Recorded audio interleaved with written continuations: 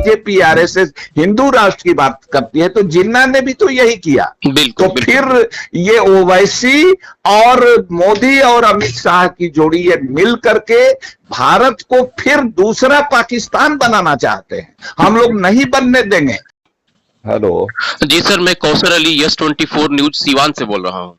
अच्छे, बहुत बहुत शुक्रिया कौसर साहब। जी सर, आपसे हम मतलब 10 मिनट का टाइम लेंगे। चूंकि कल हम लोग के बाबा कौम अब्दुल कयूम अंसारी साहब की जयंती थी और बीर अब्दुल हमीद साहब की जयंती थी। इसके बारे में और जो आपने पसमानदा एक आंदोलन चलाया था, यूं तो कहें तो आपको पसमानदा आंदोलन के एक नायक कहा जाता है, तो इसी के सिलसिले में सर हमारी आपसे बात करनी है। जी तो सबसे पहले तो स्वागत है आपका हमारे इस चैनल यस 24 न्यूज के इस वॉइस में। शुक्रिया, बहुत बहुत शुक्रिया। जी सर, सर मेरा एक पहला सवाल ये है कि जिस तरीके से अली अनवर साहब यानी कि आपके शख्सियत के बारे में कहा जाता है कि आप आधुनिक युग के बाबा कौम अब्दुल कयूम अंसारी हैं, जिस तरीके से आपने पासमानदा आंदोलन को एक तरह से काफी लोगों तक पहुंचाया और उसका फायदा जो है कि आज की वर्तमान जो मतलब सरकार है, खास करके बिहार सरकार, नीतीश कुमार जी हैं, तो उस वक्त उन्होंने बहुत पुरजोर तरीके से इस समाज का मतलब हक देने के बाद जो आपने किया उसको दिया उन्होंने। इसके बारे में सर हम पहले जानना चाहेंगे कि इस आंदोलन के पीछे क्या आपका कारण था? देखिए कौसर साहब, असल मामला ये है कि हम लोग कयूम अंसारी साहब की शख्सियत बहुत बड़ी शख्सियत है जी। और उनका जो कंट्रीब्यूशन है वो फ्रीडम मूवमेंट में रहे और मुस्लिम मुआशरे के अंदर, समाज के अंदर जो हसब नसब का मामला है, जात पात का, ऊंच नीच का मामला है जी, तो इसके खिलाफ भी उन्होंने आवाज उठाई और ये वाजिब ही है क्योंकि इस्लाम में ये इसकी मनाही है। जात कबीले के बुनियाद पर कोई बड़ा छोटा नहीं है, लेकिन ये वसूलन है, आमलन हमारे समाज में कुछ गड़बड़ी है, सब समाज में होती है। तो हमारा समाज इसको छिपाने की कोशिश करता था और जो हिंदू समाज है तो उसमें इसके लंबी लड़ाई का एक जिक्र मिलता है और वो संघर्ष हुआ है और उसमें बहुत सारा सुधार भी हुआ है। तो उसी तरह से हम लोगों में एक दिक्कत ये थी कि हम लोग अपना ये बीमारी छिपाने की कोशिश करते थे। एक माइनॉरिटी का साइकी भी होता है, कमजोर लोग अपना अंदरूनी बात छिपाते हैं कि एक तो ऐसे ही कमजोर हैं, अंदरूनी बात ऊपर जाएगी तो और लोग क्या कहेंगे, दुनिया और हम कमजोर हो जाएंगे। लेकिन इससे होता ये है कि वो बीमारी धीरे धीरे नासूर बन जाती है। तो कयूम अंसारी साहब ने अपने समाज की जिसको इस्लाह मुआशरा कहते हैं, समाज सुधार, इसके लिए जिनका काम था, हमारे उलमाए दीन थे, ये थे, तो इनका ये काम था। तो ये इन्होंने नहीं किया, कयूम अंसारी साहब ने उस जमाने में किया और उसके साथ साथ फ्रीडम मूवमेंट में भी गए। अच्छा सर, हम एक जगह यहाँ पे मतलब थोड़ा सा हम चाहेंगे बात करने के लिए कि जिस तरीके से अभी आपने कहा कि इस बीमारी को छुपाया गया था, आज भी कहीं ना कहीं हमारे मुस्लिम समाज के बहुत बड़े जो लीडरान है या वो लोग कहते हैं कि हमें इसको बताना नहीं चाहिए, क्या फायदा है, लोग इसका फायदा उठा लेंगे, गलत उठाएंगे, लोग समझेंगे कि हम लोग आपस में बटे हुए हैं। तो सर इसके बारे में जरा बताइए कि क्या ये सच है, इसको छुपा लेना चाहिए कि सही बात है कि अभी भी लोगों को बताना चाहिए ताकि जिस तरीके से हिंदू कम्युनिटीज को संवैधानिक फायदा मिल जाता है, सीटों में बंटवारा मिल जाता है, क्या उसका फायदा मुस्लिम में होना चाहिए था? नहीं, देखिए इसको इस तरह से समझना चाहिए कि कोई भी मर्ज है, ये तो मर्ज है ना, बीमारी है ना। जी। तो कोई भी मर्ज है तो उसको छिपाना नहीं चाहिए, उसका इलाज होना चाहिए। जी। और अपने अपने जमाने में सब करते हैं। हमारे नबी ने भी, प्रॉफिट ने भी ये किया और उनका हज्जतुल विदा का जो खुतबा है, जो आखिरी स्पीच है, उसके बाद वो दुनिया से पर्दा कर गए। तो वो है कि न गोरे को काले पर, न काले को गोरे पर, न अरबी को अजमी पर, न अजमी को अरबी पर कोई फौकियत, कोई बर्तरी, कोई सुपरमेसी हासिल नहीं है। अगर है तो तकवा की बुनियाद पर, कौन ईमान वाला है, कौन कमजोर गरीब लोगों की मदद करने वाला है, कौन इंसाफ पसंद है, इसके बुनियाद पर वो बढ़ा है। कोई कबीले जात बिरादरी के बुनियाद पर, इलाके के बुनियाद पर नहीं बढ़ा, दौलत के बुनियाद पर नहीं बढ़ा है। तो हमारे नबी ने अपने जमाने में इसकी हिदायत दी, बार बार हिदायत दी। और तो ये देखिए नेचुरल है कि किसी समाज में ये बीमारी हो सकती है, लेकिन जो जिंदा कौमें होती है वो अपने सफाई करती रहती है। हम लोग हर घर का मैंने घर बनाने के बाद छोड़ नहीं ना देते हैं, झाड़ू पोछा करते हैं, झोल झाड़ते हैं, पेंटिंग डेंटिंग करते हैं, वो इसी तरह की चीज है, उसको करना चाहिए। तो कयूम अंसारी साहब ने ये काम किया। उससे भी बड़ा काम, इसके साथ साथ दूसरा काम जो ये किया कि जब इस मुल्क को मजहब की बुनियाद पर बांटने की बात आई, मोहम्मद अली जिन्ना साहब जिसके लीडर थे, मुस्लिम लीग जो पार्टी थी, तो उसकी मुखालफत की। आज देखिए बात सही उनकी कयूम अंसारी साहब की आ रही है कि उन्होंने कहा कि भाई ये मुल्क का बंटवारा अगर मजहब की बुनियाद पर कीजिएगा तो ये मुल्क एक नहीं रहेगा, वो टुकड़े टुकड़े में हो जाएगा। आज देखिए पाकिस्तान मजहब की बुनियाद पर तो बना, लेकिन वो तो टुकड़े टुकड़े में हो गया ना। बांग्लादेश तो हुआ ही। अभी जो पाकिस्तान है उसमें बलूच कहते हैं कि हम अलग कौम है, कौम माने नेशन। सिंधी कहते हैं कि हम अलग कौम है, पठान कहते हैं कि हम अलग कौम है, पंजाबी कहता है कि हम अलग कौम है। सब मुसलमान हैं, लेकिन ये सब अपने को अलग, शिया सुन्नी का अलग मारकाट है। तो वो वहां का, और देखिए जब मजहब की बुनियाद पर कोई मुल्क बनता है वहां डेमोक्रेसी नहीं होती है। बिल्कुल बिल्कुल, वहां आप समझ लीजिए डिक्टेटरशिप एक तरह का होता है। सर एक चीज हमने कल देखा, कल आप लोग जो कि वर्चुअल मीटिंग कर रहे थे और आप जो है कि बहुत ज्यादा इसमें मतलब लगे हुए थे। कल हमने देखा कि कानपुर से इंजीनियर हुसैन साहब जुड़े हुए थे, तनवीर हसन साहब जुड़े हुए थे, रांची से, बनारस से जुड़े हुए थे आपको राजीव मौर्या जी, दिल्ली से मैडम नाज खैर जुड़ी हुई थी, और पूर्व आईपीएस कमल किशोर जी जुड़े हुए थे। तो मैं सबकी बातें सुन रहा था, उसमें एक बहुत बड़ी बात इसमें आई कि अभी जो हमारे देश में सेकुलर और बनाम सांप्रदायिकता की जो बात हो रही है, इससे जो है कि पिछड़े तबके को क्या फायदा है और कितना नुकसान है। सर इसके बारे में जरा बताइए। देखिए उस पर हम आते हैं। कल हम लोग जो एक चीज हम इसमें और ऐड कर दें कि कल सिर्फ कयूम अंसारी साहब का ही यौम पैदाइश का दिन नहीं था। कल शहीद अब्दुल हमीद का भी यौम पैदाइश का दिन था। हाँ, एक कपड़ा सीने वाले का बेटा, एक कपड़ा बिनने वाले का बेटा। एक ने मुल्क को आजाद कराने की लड़ाई लड़ी, अपने समाज में ऊंच नीच के खिलाफ लड़ाई लड़ी, और दूसरे ने मुल्क पर जब पाकिस्तान का हमला हुआ 1965 में, तो ऐसी बेमिसाल शहादत दी कि अमेरिका के पेटेंट टैंक का चिथड़ा कर दिया। तो वो जब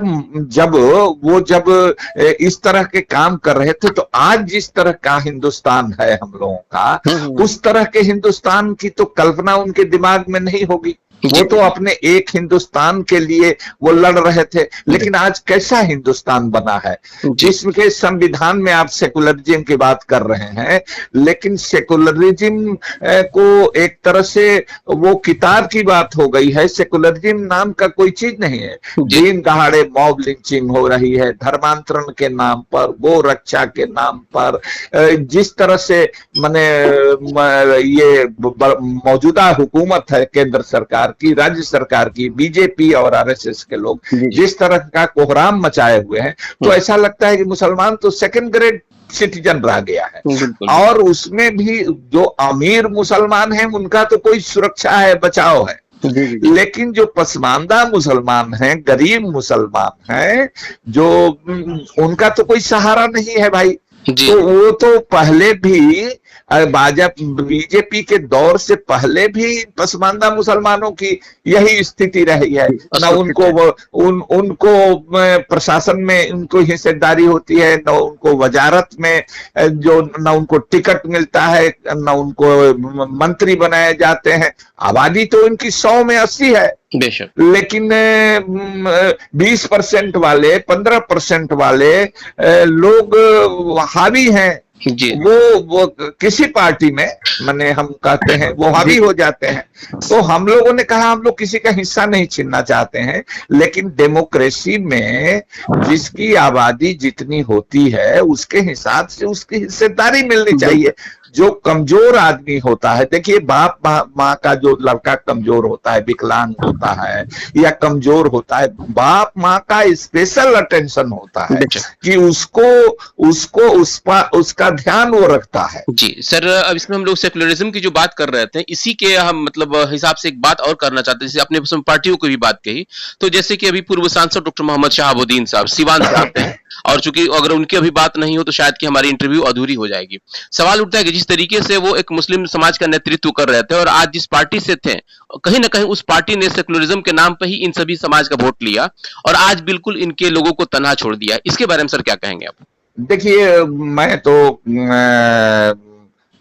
ना उस पार्टी में हूँ, ना उनसे हमारा कोई ताल्लुकात कभी रहा है, कभी हम मिले भी नहीं है। जी जी। और हर आदमी का, खैर वो तो अब दुनिया में नहीं है, जी जी, उनका इंतकाल हो चुका है, लेकिन अब उनके परिवार के लोगों को, उनके साहबजादे हैं, ओसामा साहब, हाँ उनकी अहलिया है जी, तो वो लोग भी राजनीति में करना चाहते हैं, तो सबको आजादी है। इसमें दूसरा हम कौन होते हैं सलाह देने वाले? भाई सबको, सबकी अपनी अपनी राजनीति है, सबका अपना अपना कोई पार्टी है पसंद की। हम भी किसी पार्टी में रहे हैं, अभी किसी पार्टी में नहीं है, कल को गए हम भी किसी पार्टी में हो सकते हैं। तो ये तो इंडिविजुअल है, सबको डेमोक्रेसी है तो सबको अपना अपना अधिकार है। अच्छा सर, ऐसे मौके पे मतलब एक मेरा मतलब आपसे एक छोटी सी मशवरा थी कि इस समय में जैसे हिना साहब अभी इद्दत के मतलब में है, उनके बेटे ओसामा भी धीरे धीरे राजनीति में सक्रिय हो रहे हैं, तो ऐसे हालात में क्या इन लोगों के लिए कुछ थोड़ा सा मैसेज दे सकते हैं क्या आप? नहीं, हम उनके बारे में कौन होते हैं मैंने सलाह देने वाले किसी को, और हम उतने बड़े आदमी हैं भी नहीं, हम तो मामूली आदमी हैं जो दलित मुसलमान हैं, पिछड़े मुसलमान हैं। उन लोगों की हम इतनी हमारी हैसियत नहीं है कि बड़े लोगों की कोई हम मदद कर सकें और कोई सलाह दे सकें। हम अपने लोगों के बीच रहते हैं और अपने लोगों के बीच रहते हैं, और हम चाहते हैं कि कोई किसी को दबाए नहीं, कोई किसी को पर कोई किसी तरह का जोर जुल्म नहीं करे। कोई जोर जुल्म करे तो गरीब और मजदूर, किसान, कमजोर, हम जहाँ कमजोर लोग होते हैं वहां हमारी फितरत है। हम बचपन से कम्युनिस्ट वामपंथी आंदोलन में थे, और आपने देखा कि जहाँ लोग छोटे छोटे पोस्ट के लिए क्या क्या जोड़ करते हैं, जोड़ तोड़ करके जाते हैं, कोई कुर्सी हासिल करते हैं। मैं तो 24 साल पत्रकार रहा, 12 साल MP रहा, लेकिन हमको एक सेकंड भी नहीं लगा लात मार दिया उस कुर्सी पर। नीतीश कुमार जी के साथ के लिए माने हमारे रिश्ते बहुत अच्छे थे, आज भी हैं हमारे रिश्ते, लेकिन जहां वसूल की बात आई तो हमने उस पार्टी का त्याग कर दिया। मैंने कोई बदकलानी या बदजुबानी नहीं की किसी से। देखिए, हम किसी से कोई बदकलानी जुबानी नहीं करते हैं, लेकिन बहुत लोग होते हैं जो मजबूत लोगों के पक्ष में खड़ा होते हैं। मेरी ये फितरत नहीं है, मैं हमेशा कमजोर, गरीब, गुरबा, बेसहारा, बेजुबान लोगों की आवाज मैं बनने का यही हमारी फितरत में है। इससे ज्यादा हम बड़े लोगों के बारे में बहुत कुछ सोचते नहीं। बहुत अच्छा सर, एक मेरा आखिरी सवाल ये होगा कि सर अभी आप किसी पार्टी में नहीं है, लेकिन आप जितना सक्रिय रहते हैं राजनीति में, और काफी चूंकि जिस तरीके से लोगों को मदद करते हैं आप, और कई राज्यों से आप जुड़े हुए रहते हैं, हम देखते हैं कि वर्चुअल मीटिंग के द्वारा भी, फोन से भी, तो सर अभी क्या हम लोग अंदाजा लगाए कि आप किस पार्टी में जाएंगे आने वाले वक्त में? देखिए, कल को किसने देखा है ये सब हम नहीं जानते हैं, लेकिन ये जानते हैं कि मैं सिर्फ पसमानदा मुसलमानों का नहीं, जब मैंने इस्तीफा दिया पार्लियामेंट से तो कोई पसमानदा का सवाल था? ये तो पूरे मुसलमानों को सेकंड ग्रेड सिटीजन बनाया जा रहा है, जुल्म ज्यादती हो रही है। रातों रात नीतीश जी बीजेपी के साथ चले गए, लेकिन कई मुसलमान हैं जेडीयू में भी अभी भी पड़े हुए हैं, कई मुसलमान बीजेपी में भी हैं। तो मैं तो वसूल का आदमी हूं, और मैं कल जो हमारे पसमानदा समाज की क्या को वजन देगा, उनकी हिस्सेदारी देगा, जो हमारे वसूल और सिद्धांतों को मानेगा, मैं उनके साथ हूं। सर मेरे जहन से एक सवाल उतर जाएगा, अभी चूंकि आ गया मेरे जहन में, तो मैं बता दूं। कल मैंने देखा कि जो माननीय तेजस्वी यादव जी हैं, जो कि अभी नेता प्रतिपक्ष हैं, तो मतलब हमको लगा कि पहली बार मैंने कल देखा कि वो अब्दुल कयूम अंसारी साहब को खिराजा अकीदत पेश की है अपने फेसबुक पोस्ट के माध्यम से। तो अच्छी बात है। देखिए कल कांग्रेस के लोगों ने भी बहुत बड़ा सेमिनार कराया, हमको बुलाया, तो कयूम अंसारी साहब को तो लोग भूल गए थे। ये हम आज से नहीं, कयूम अंसारी साहब को और अब्दुल हमीद साहब को, मौलाना आसिम बिहारी साहब को, मौलाना अतीकुर रहमान आरवी को, मौलाना मियां अब्दुल मालिक दानापुरी साहब को, कोई अंसारी था, कोई मंसूरी था, कोई राइनी था, कोई दर्जी था।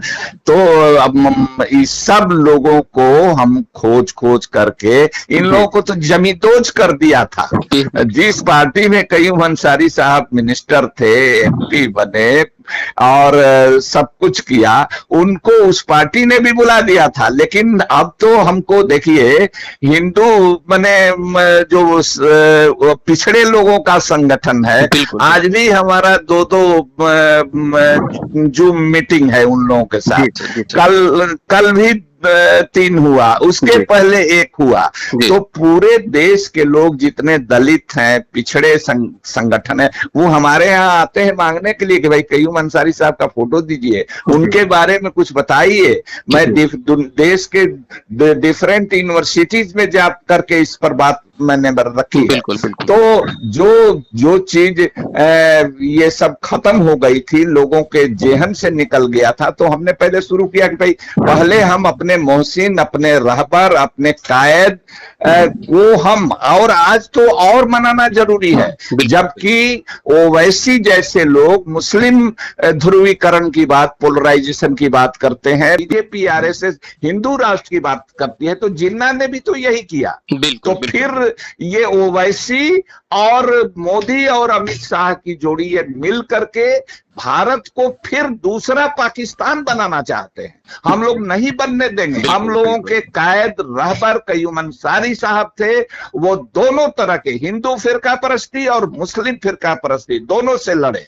आज की तारीख में हम आरएसएस, बीजेपी और ओवैसी और जो दूसरे लोग इस तरह के लोग हैं जो पसमानदा और दलित मुसलमानों के नाम लेने से भी परहेज करते हैं, वैसे लोगों से हम लोगों को कोई लेना देना नहीं, बल्कि हम लोग अपने रास्ते पर चलते रहे हैं और चलते रहे। जी सर, बहुत बहुत शुक्रिया सर आपको यस 24 न्यूज के लिए बात करने के लिए। आपने बहुत ज्यादा वक्त निकाला अपना, इसके लिए बहुत बहुत शुक्रिया सर। आपको भी शुक्रिया, आपके दर्शकों को भी शुक्रिया। जी सर, बहुत बहुत शुक्रिया। ओके, शुक्रिया।